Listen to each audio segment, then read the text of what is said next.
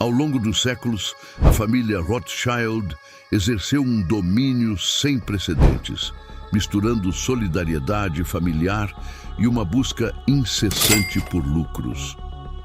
Saindo de raízes modestas, eles se destacaram na influência das finanças internacionais, guerras e política, tornando-se a dinastia bancária mais poderosa de sua época. A dinastia bancária Rothschild tem uma origem improvável, um gueto do século XVIII em Frankfurt, na Alemanha. Como muitos de sua época, Mayer Amschel Rothschild não pode possuir terras ou fazendas por causa de sua origem. Então, ele segue o caminho da sua família. Caminho e se torna um comerciante de têxteis. O gueto não era muito animador. As lojas jogavam montes de roupas de segunda mão e utensílios domésticos sujos na viela. Os judeus de Frankfurt eram proibidos de trabalhar na agricultura, em artesanato e até de negociar bens mais nobres como armas, seda ou frutas frescas. Mayer Rothschild rapidamente fica insatisfeito com o comércio de têxteis e passa a querer explorar outros negócios que oferecem margens de lucro maiores. Ele logo descobre que negociar moedas de ouro e antiguidades pode ser muito mais rentável. Mayer Rothschild logo se estabelece como um trader astuto e descobre uma estratégia brilhante conhecida hoje como front running. Ele trabalhava como agente da corte, parecido com os corretores de ações de hoje. Seu principal cliente era o príncipe Guilherme de Hesse-Kassel. Sempre que William queria comprar moedas de ouro, pedia para Mayer Rothschild obtê-las no mercado. O que Rothschild fazia era o seguinte: primeiro, ele comprava as moedas com dinheiro emprestado e depois as vendia para o príncipe William, atuando efetivamente como comprador e vendedor ao mesmo tempo. Ao fazer isso, ele lucrou em dobro, uma vez pela comissão de 8% e também com o front-running do príncipe William. Em 1782, Mayer Rothschild acumulou uma fortuna colossal e conquistou a posição de gerente de investimentos da vasta riqueza do príncipe William. Mas para Mayer Rothschild, isso é só o começo. Para realmente se firmar no mundo das finanças, ele precisa evoluir para um banco. Muitas vezes, quando traders e agentes da corte se acumulando uma grana significativa com seus negócios financeiros, eles queriam mais reconhecimento e respeitabilidade. Entrar no ramo bancário era uma forma de ganhar legitimidade e credibilidade. Para Mayer, entrar no banco foi um golpe de gênio. No final dos anos 1700, ele já era o homem mais rico de Frankfurt. Mas ainda assim, para Mayer Rothschild não era o suficiente. Ele sonha com um legado além da riqueza, uma dinastia familiar que resista ao tempo, superando nações e impérios. Para mim, sempre é sobre o que vem a seguir. E acho que é isso que importa. Nunca se trata apenas de dinheiro. Quer dizer, isso é só uma forma de contabilizar. O lance é sobre conquistas, vencer uma parada e aumentar a aposta. Para fazer isso, ele sabe que precisa pensar maior do que apenas Frankfurt ou até mesmo a Prússia. Para expandir, ele manda 4 dos seus 5 filhos para as grandes capitais da Europa: Viena, Nápoles, Paris e a joia do Império, Londres. No início dos anos 1800, a Grã-Bretanha se destaca como uma superpotência global com um vasto império espalhado pelos continentes. Com a Marinha Real Britânica sem igual, os mares são deles. A Revolução Industrial está transformando a economia, fazendo da Grã-Bretanha uma potência industrial e de manufatura. O setor financeiro centrado em Londres é forte, com a criação do Banco da Inglaterra em 1694. Londres se torna um centro financeiro global. Mayer Rothschild construiu um negócio bancário próspero em Frankfurt, mas ele percebe que, para manter a prosperidade da família a longo prazo, ele precisa expandir para diferentes grandes cidades na Europa. incluindo mandar seu terceiro filho para Londres, na Inglaterra. O nome dele é Nathan Rothschild. Para Nathan Rothschild, a pressão é enorme. Ele se sente obrigado a mostrar para o pai que também é capaz de manter o legado da família. Nathan era um cara extremamente ambicioso e competitivo, tão rápido para se ofender quanto para ofender nos negócios. Com 20 mil libras que o pai deu como investimento, Nathan planeja maximizar isso o mais rápido possível. Possível de qualquer jeito. No início dos anos 1800, a indústria têxtil de Londres cresceu bastante. Essa indústria era marcada por várias pequenas oficinas e fábricas que produziam diferentes tipos de têxteis, de algodão a seda. Nathan viu uma oportunidade de aproveitar esse crescimento enquanto maximizava os lucros. Ele conseguiu criar 3 fontes de lucro na indústria têxtil. Segundo o que ele mesmo contou, Nathan foi bem-sucedido nos primeiros anos. Logo, percebi que havia 3 lucros: o matéria-prima, a tintura e a fabricação. Eu disse ao fabricante: vou te fornecer o material e a tinta e você me fornece os produtos fabricados. Assim, eu consegui 3 lucros em vez de 1. E consegui vender os produtos mais baratos do que qualquer um. Em pouco tempo, transformei minhas 20 mil libras em 60 mil libras. Para garantir uma receita consistente, Nathan também se aventurou no lucrativo mundo do contrabando de têxteis e metais preciosos. Ele se tornou, em uma palavra, um contrabandista. Em 1808, Nathan já tinha conquistado uma reputação como um homem. Quem, graças à sua gestão superior, julgamento, visão e conexões, conseguia regularmente trazer mercadorias para o continente. Em apenas alguns anos, desde que começou seu negócio em Londres, Nathan relata um crescimento impressionante nas vendas de 800 mil libras esterlinas. Agora, com um capital substancial em mãos, Nathan decide transformar sua empresa em um banco. Ele planeja torná-lo maior que o Banco do Pai em Frankfurt. Em 1812, a saúde de Mayer Amschel Rothschild piora rapidamente. Ele logo percebe que a morte é inevitável. E para garantir que a casa dos Rothschild continue próspera, ele pede aos filhos que coloquem a unidade da família em primeiro lugar, acima de tudo. Essa é uma das bases para o sucesso duradouro da dinastia Rothschild. O forte laço entre eles como família e a forma única de fazer negócios são razões pelas quais ainda são bem-sucedidos hoje. Enquanto os filhos dos Rothschild estabelecem suas casas bancárias em diferentes cidades, a Europa entra numa era de guerras que vai durar mais de um século. As guerras costumavam ser limitadas, geralmente terminavam em uma trégua onde as pessoas se sentavam e negociavam. As guerras do século XIX, pelo menos algumas delas, se tornaram cada vez mais ideológicas e mais difíceis de acabar. Graças ao seu sistema financeiro sofisticado, o Reino Unido travou 6 guerras no século sem enfrentar um colapso econômico. Hoje, vivemos em um mundo dominado por uma única superpotência: os Estados Unidos. De fato, às vezes parece que nos tornamos parte do Império Americano.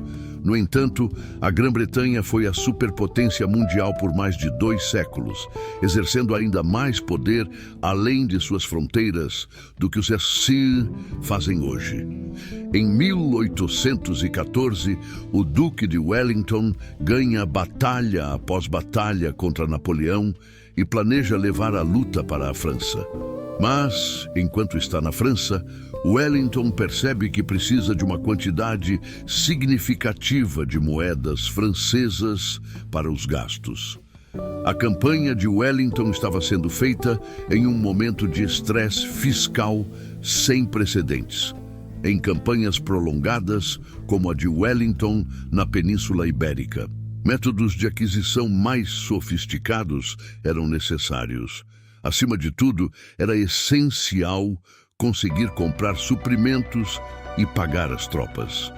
Nathan vê isso como uma oportunidade única na vida. Se ele conseguir atender a essa demanda desafiadora, isso pode levar o banco dele a patamares sem precedentes. Nathan então fez parecer que o que ele tinha feito foi fácil. Quando eu me estabeleci em Londres, a Companhia das Índias Orientais tinha 800 mil libras em ouro para vender. Eu fui ao leilão e comprei tudo. Eu sabia que o Duque de Wellington precisava disso. Eu comprei um monte de títulos dele com desconto. O governo me procurou e disse que precisava daquilo. Quando conseguiram, não sabiam como levar para Portugal. Eu me encarreguei de tudo e mandei para a França. E foi o melhor negócio que eu já fiz. No meio do século XIX, com a Europa virando um verdadeiro campo de batalha, os países precisavam cada vez mais do mercado de câmbio.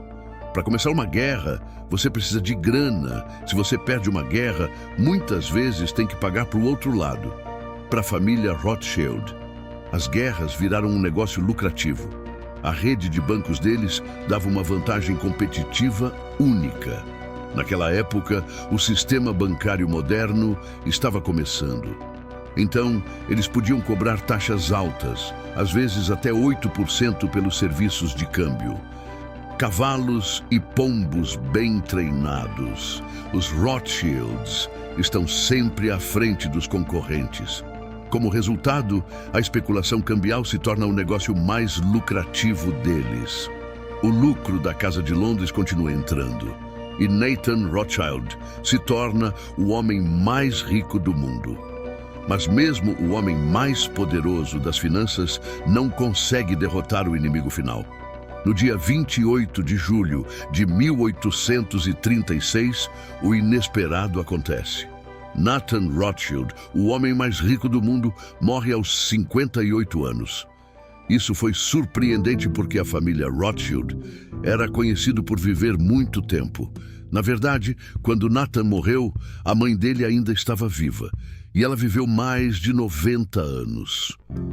O London Times se preparou para um de seus raros superlativos.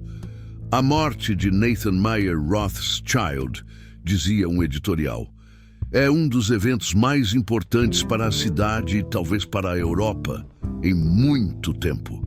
Nenhuma operação comparável à dele existiu na Europa até agora. A morte de Nathan Rothschild teve um impacto enorme no mercado, mas a casa de Rothschild continua firme sem ele. Graças a um sistema bancário descentralizado que eles criaram, os bancos da família Rothschild continuam prosperando. Mas agora eles precisam de um novo líder. O irmão mais novo de Nathan Rothschild, James Rothschild, em Paris, se torna o comandante-chefe da dinastia familiar. Para James, a pressão de ser um Rothschild é imensa. Enquanto os títulos do governo e o financiamento de guerras continuam sendo negócios lucrativos para a família, a concorrência está saturando o mercado, comprometendo suas margens de lucro. Para trazer algo novo para a família Glória, ele busca uma nova vantagem. O irmão mais novo de Nathan, James, era bem menos submisso à vontade dele do que os outros três. O irmão mais novo era intelectualmente e temperamentalmente igual a Nathan. Ele também tinha a vantagem de uma educação melhor. Mesmo ao reconhecer a liderança de Nathan, James era menos deferente. James Rothschild logo coloca os olhos em uma nova indústria em crescimento, as ferrovias. No início dos anos 1800, a Europa testemunha uma rápida expansão ferroviária, começando pela Inglaterra. A linha Stockton-Darlington, em 1825. As ferrovias revolucionaram o transporte, impulsionaram o crescimento industrial, melhoraram o comércio e transformaram paisagens, conectando, no fim das contas, grandes cidades e regiões da Europa. Durante a década de 1840, Os Rothschilds financiaram várias iniciativas ferroviárias, lucrando bastante com comissões e negociando títulos e ações de ferrovias. Os Rothschilds eram espertos com o dinheiro deles. Eles costumavam usar o dinheiro dos outros para diminuir seus próprios riscos. James Rothschild teve um grande papel nisso, parte do que ficou conhecido como sindicato na França durante essa época. Agora, os Rothschild são mais do que banqueiros, mas o banco continua sendo o coração do negócio da família e gera os fundos que são investidos em ativos que estão em crescente demanda. Metalurgia, mineração e, acima de tudo, ferrovias. Enquanto os lucros da casa dos Rothschild disparam, as pessoas comuns lutam para fazer o dinheiro durar. A disparidade de renda entre ricos e pobres continua tão acentuada como sempre. Os industrialistas daquela época são pessoas que estão só pensando nelas mesmas, querendo fazer fortunas grandes o mais rápido possível, mesmo que isso signifique ultrapassar os limites do que é certo.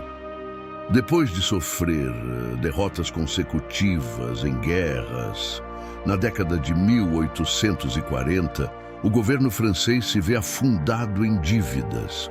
E, como resultado, a economia do país está à beira do colapso, fazendo com que a população francesa fique cada vez mais ressentida, tanto com o governo quanto com os financiadores que os apoiam.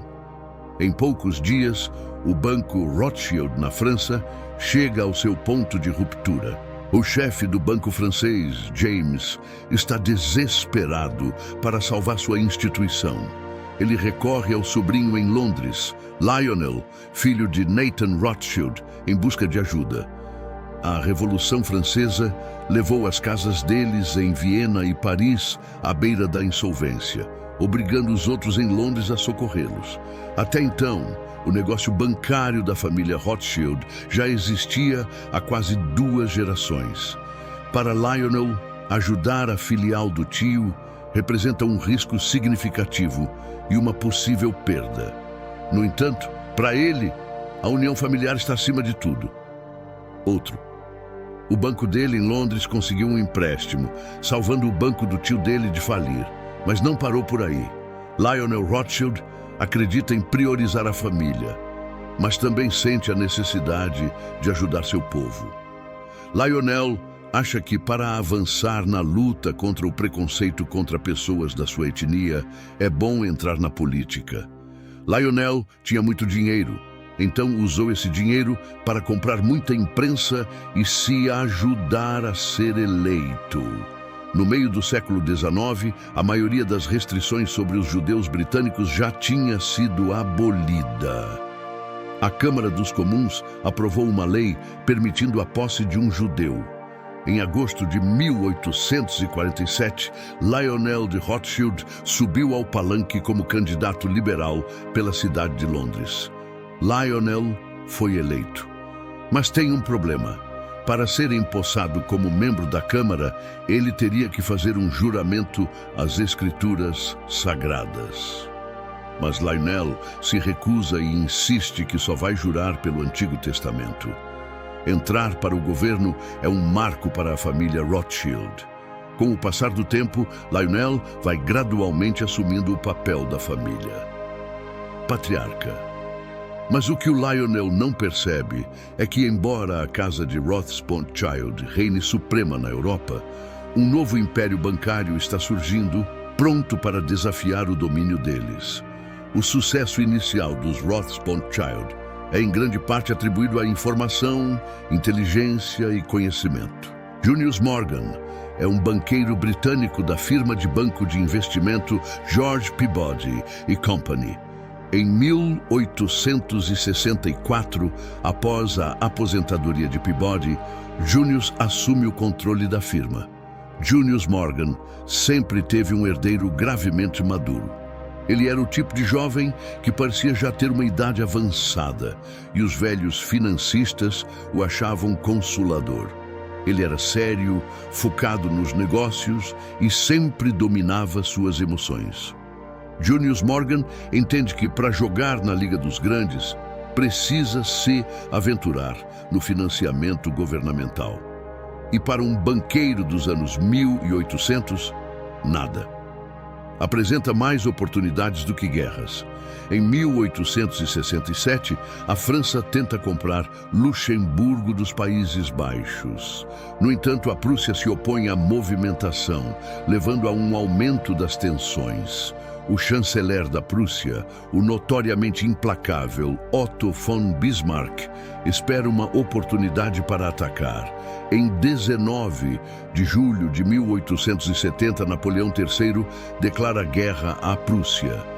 Essa declaração se alinha perfeitamente com as aspirações de Bismarck por uma guerra que promoveria ainda mais a unificação alemã sob a liderança prussiana. Desde o começo, Bismarck tinha uma visão maluca, temperamento, e era muito difícil para ele se controlar. Ele tinha esses dois lados, uma mente clara e uma precisão tremenda. Foi a combinação da sua selvageria com a sua inteligência que o levou a aventuras, excessos de bebida ou duelos e esgrima.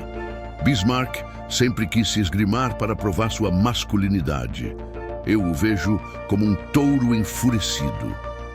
Tendo financiado guerras por um século, a casa de Rothschild possui uma habilidade impressionante de prever se um país vai ganhar ou perder. Eles não têm fé na França para derrotar o formidável Otto von Bismarck, e não faz sentido emprestar dinheiro para a França. Enquanto grandes bancos como Rothschild e Baring evitam emprestar para o governo francês, Julius Morgan vê isso como uma oportunidade única na vida. Para ele, não importa se a França consegue ganhar a guerra. O que importa é se a França consegue pagar os empréstimos. Ele logo entende que mesmo que a França perca, a resiliência econômica do país garante que eles possam pagar de volta os empréstimos. Embora a política francesa estivesse muito instável na época, tinha um sistema de arrecadação de impostos muito eficiente. Através do seu sindicato, Julius Morgan levantou mais de 10 milhões de libras para o exército francês. Como banqueiro americano, ele também deu ao governo francês acesso para comprar armas americanas. A guerra resultou em uma vitória decisiva da Alemanha. O conflito terminou com o Tratado de Frankfurt em 1871, levando a perdas territoriais significativas para a França e a proclamação do Império Alemão na Sala dos Espelhos. Palácio de Versalhes. Quando a guerra acabou, os franceses derrotados não deixaram de pagar o empréstimo, como Bismarck previu. Em vez disso, eles quitaram os títulos em 1873. Como resultado, Julius Morgan saiu com uma fortuna desse golpe de sorte. O empréstimo rendeu a ele impressionantes 1,5 milhões de libras. Isso aumentou enormemente o capital da sua empresa e o impulsionou para as altas esferas do financiamento governamental. E agora, a casa de Morgan se tornou uma força formidável nas finanças. Enquanto Julius Morgan se esforça para estabelecer sua dinastia bancária, a casa dos Rothschild enfrenta desafios crescentes. Após a morte de James Rothschild em 1868, as gerações mais jovens dos Rothschilds se tornam cada vez mais fragmentadas. Para reconstruir seu prestígio, eles olham além da Europa, investindo pesadamente no exterior, alocando 37% de seu portfólio no Egito e financiando ferrovias na Índia. Mas para realmente recuperar seu sucesso passado, eles precisam de um mercado mais caro. Enquanto os antigos impérios vão desaparecendo, um novo império surge, maior e mais poderoso do que qualquer um que o mundo já viu. De 1850 a 1870, a América passou por um crescimento significativo, impulsionado pela Revolução Industrial, a expansão para o oeste e a conclusão da ferrovia transcontinental. Em 1869. Essa época viu a ascensão de magnatas industriais. Cornelius Vanderbilt dominou as ferrovias, Andrew Carnegie o setor de aço e John D. Rockefeller o petróleo, culminando na formação da Standard Oil. Esses magnatas transformaram o negócio americano, trazendo inovações e novas estruturas organizacionais. A história da América não é só sobre os patriotas que ajudaram a construir a democracia. O motivo pelo qual os Estados Unidos são a maior economia do mundo é o trabalho dos empreendedores que criaram indústrias inteiras que impulsionaram o país a se tornar o líder do mundo livre. Durante anos, os Rothschilds subestimaram a América, achando que era uma terra de loucos. Mas ao ver a ascensão da Casa de Morgan e o surgimento de Wall Street como o novo centro financeiro global, a Casa dos Rothschilds começa a buscar mais negócios, oportunidades. E nada oferece melhores oportunidades do que quando há sangue nas ruas. Para a América, esse dia chega em 9 de maio de 1893. Depois de décadas de um mercado ferroviário em alta, a indústria, atormentada por uma expansão excessiva e construção descontrolada, desmorona de repente. O resultado é uma das piores depressões da história, o Pânico de 1893. O presidente Grover Cleveland está determinado a manter o padrão ouro e se recusa a adotar políticas fiscais expansionistas, como cortes de impostos e aumento dos gastos do governo. Naquela época, o dólar americano não era a principal moeda global. A libra esterlina era. O presidente Cleveland achava que para manter a credibilidade do governo do Centésima, ele precisava garantir a conversibilidade dos dólares em ouro. O governo Cleveland estava com as reservas de ouro perigosamente baixas. Então ele pede ajuda a J. Pierpont Morgan. Nessa época, no final dos anos 1800, Julius Morgan havia falecido em um acidente de trânsito, fazendo de J. Pierpont Morgan o chefe da Casa de Morgan. O governo federal estava há dias de esgotar suas reservas de ouro. Morgan entende que o resultado será desastroso para o jovem país e para seu próprio império bancário. E ele sabe que há uma família com acesso a uma grande quantidade de ouro que pode ajudar o governo federal, a Casa de Rothschild. Nas últimas 3 décadas, os Rothschild têm investido estrategicamente em operações de mineração de ouro e prata. Os interesses deles na mineração de ouro cresceram rapidamente. Além disso, muitos dos títulos emitidos pelos Rothschild nesse período estavam ligados à adoção do padrão ouro pelo destinatário. J.P. Morgan levantou 65 milhões de dólares emitindo títulos do governo e usou o dinheiro para negociar com os Rothschild, comprando 3,5 milhões de onças de ouro para o Fed. Naquela época, os bancos adoravam fazer negócios com o governo. Por quê? Porque os governos geralmente pagam suas dívidas e sempre podem arrecadar mais impostos, se necessário. A colaboração entre Morgan e Rothschild torna a oferta de títulos deles uma das mais procuradas por investidores. Os títulos de ouro esgotou em 30 minutos quando foi oferecido ao público. A América entra em cena como um novo império, rivalizando com qualquer um da história do mundo, uma superpotência. Enquanto os Rothschilds conseguem expandir seu alcance comercial na América e pelo mundo até o final dos anos 1800. Após o assassinato do arquiduque Francisco Ferdinando da Áustria-Hungria, a Europa mergulha novamente em uma guerra total. olha a Sérvia. Os sérvios estão dizendo que não querem ser governados pelo Império Austríaco ou Húngaro. É uma estrutura imperialista velha e cansativa. Nós somos nosso próprio país. São os sérvios que assassinam o arquiduque Ferdinando e sua esposa Sofia. E, claro, isso é o estopim que dá início a todo o conflito.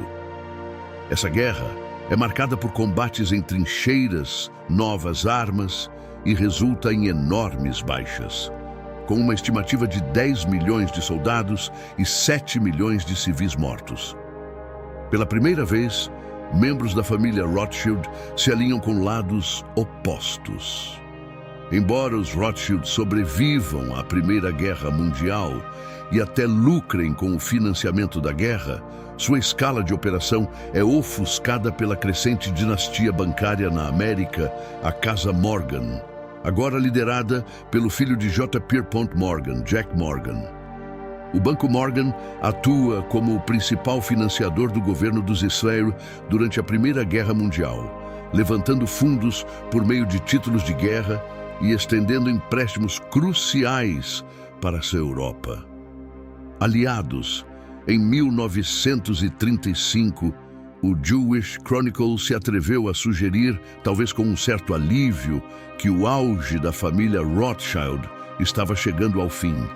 O mais intelectualmente talentoso da próxima geração dos homens Rothschild virou as costas para o negócio da família. Após a Primeira Guerra Mundial, a casa de Rothschild se encontra em desordem e diferentes divisões bancárias buscam vários objetivos e se tornam mais integradas aos países onde operam. Ao mesmo tempo, a Europa vê um aumento no sentimento antissemita, impulsionada por dificuldades econômicas e agitações políticas.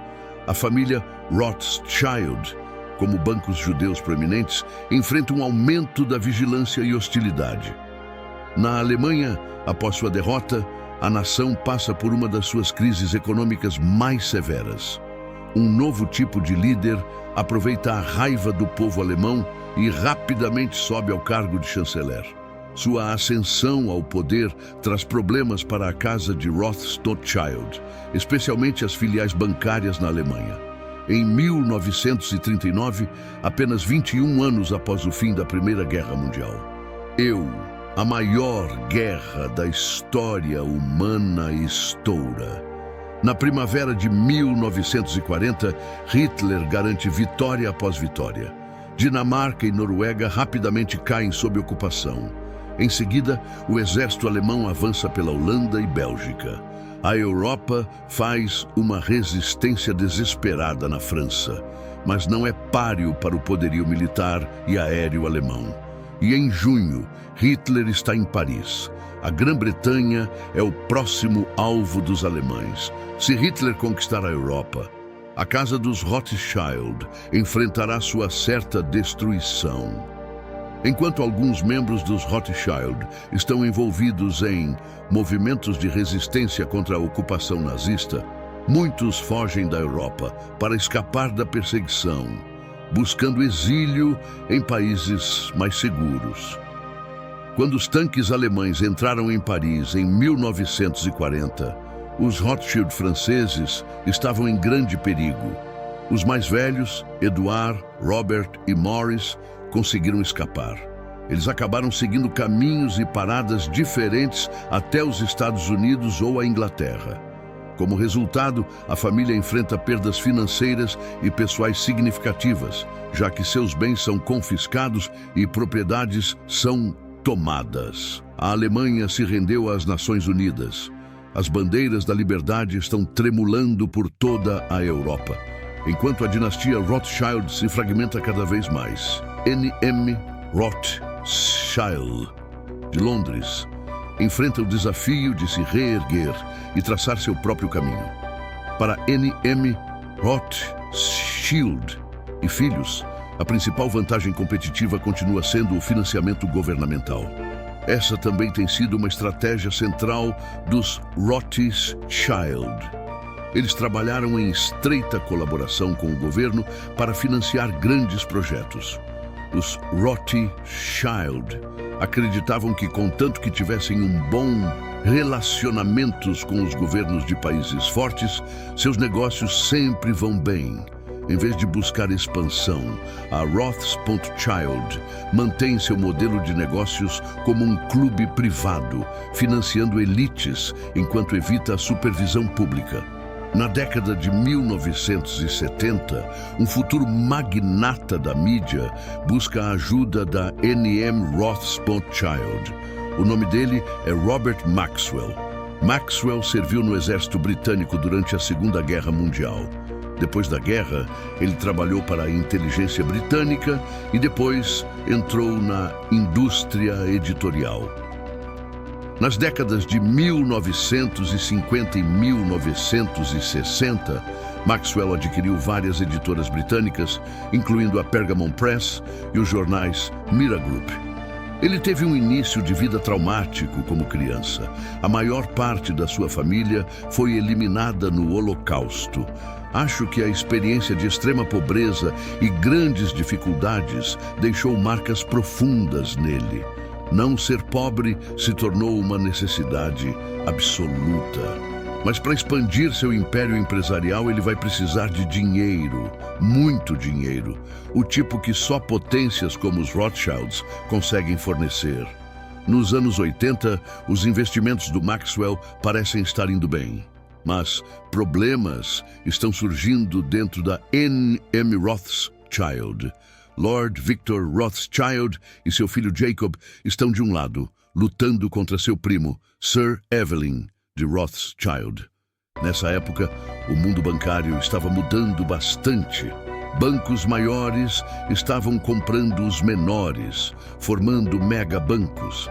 E novas maneiras de ganhar dinheiro, como derivativos e opções, surgiram nos anos 80. Esses novos instrumentos ajudam os bancos a lucrar mais e também a gerenciar riscos de forma mais eficiente. Jacob Rothschild acredita que o banco precisa se adaptar às estratégias corporativas modernas e busca uma expansão agressiva. Sir Evelyn, que lidera a N.M. Rothschild & Sons, afirma que modernizar a estrutura de propriedade coloca em risco o controle absoluto da família. Ele insiste que o banco dos Rothschild deve sempre ser totalmente de propriedade dos Rothschild, mesmo que isso exija sacrifícios a curto prazo. Mas o drama familiar logo se torna a menor das preocupações. Um escândalo enorme estoura, ameaçando a reputação dos Rothschild. O milionário editor de jornais Robert Maxwell está morto. Ele desapareceu do seu iate. Iate bem cedinho hoje de manhã, enquanto navegava perto das Ilhas Canárias.